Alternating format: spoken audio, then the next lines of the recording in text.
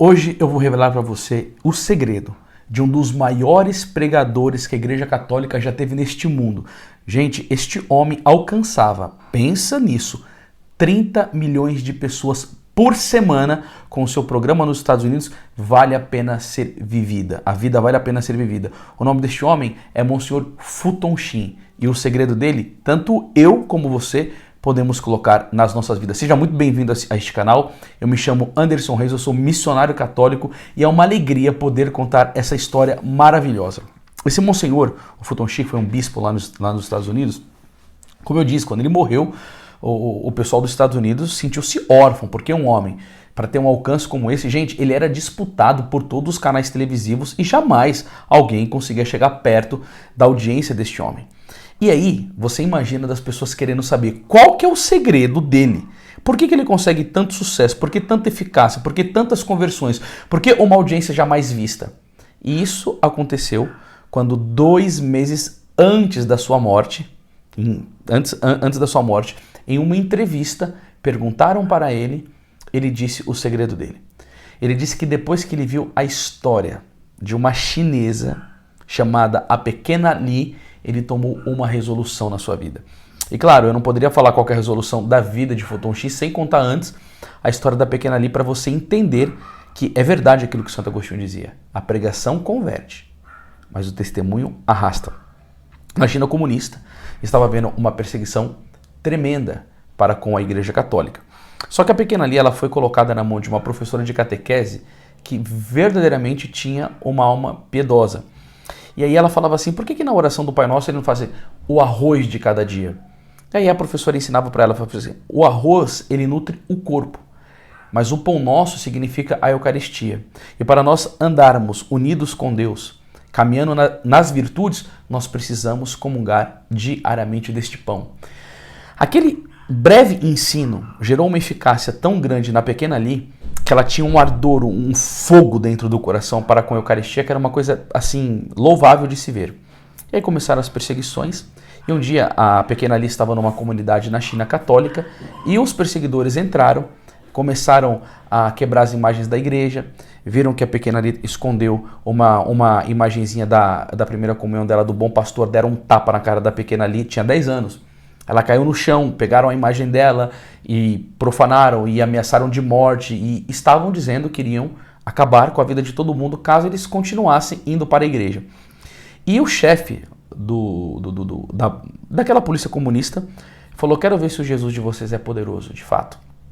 Ele foi lá no sacrário, pegou a âmbula e jogou todas as hóstias no chão. Eram 32 hóstias. Ele falou, quero ver se ele faz alguma coisa. E mandou o povo todo embora. A Pequena Li, sabendo que Jesus estava ali, ela, a risco da sua própria vida, começou a visitar aquela paróquia de maneira cotidiana para recolher Jesus que estava no chão.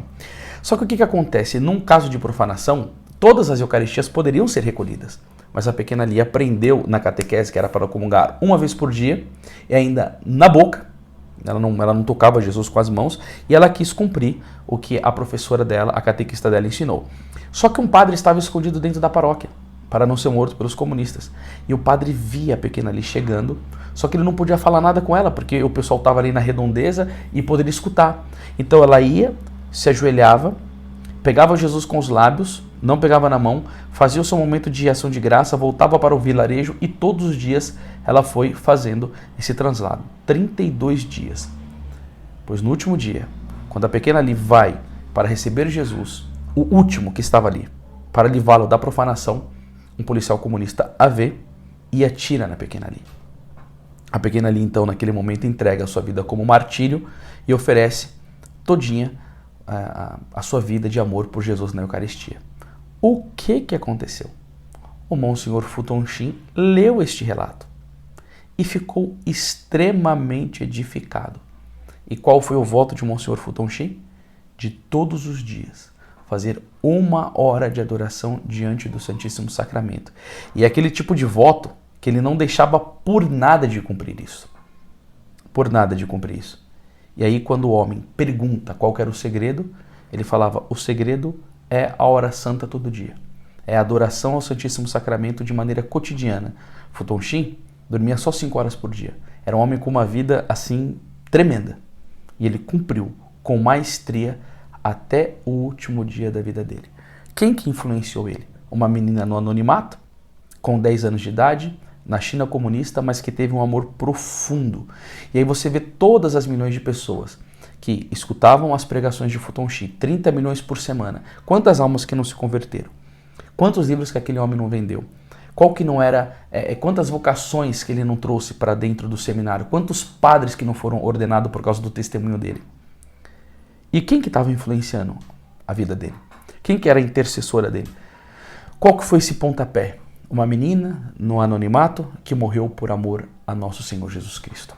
E Fu Tongxi, que foi um homem que dedicou a sua vida inteira para amar a Jesus na Eucaristia, pregar sobre Jesus na Eucaristia, teve uma graça enorme. Qual que foi? Ele morreu diante do Santíssimo Sacramento.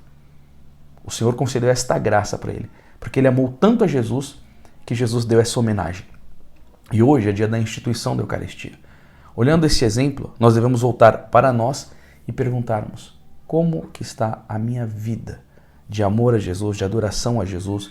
Eu estou indo visitar na capela, eu reparo, eu comungo com amor? Faz uma avaliação nesse grande dia da instituição da Eucaristia e aproveita para você pedir na sua vida a intercessão dessa chinesa, a pequena Li, e do Monsenhor Fu Tongxi, para que esse fervor eucarístico venha sobre nós.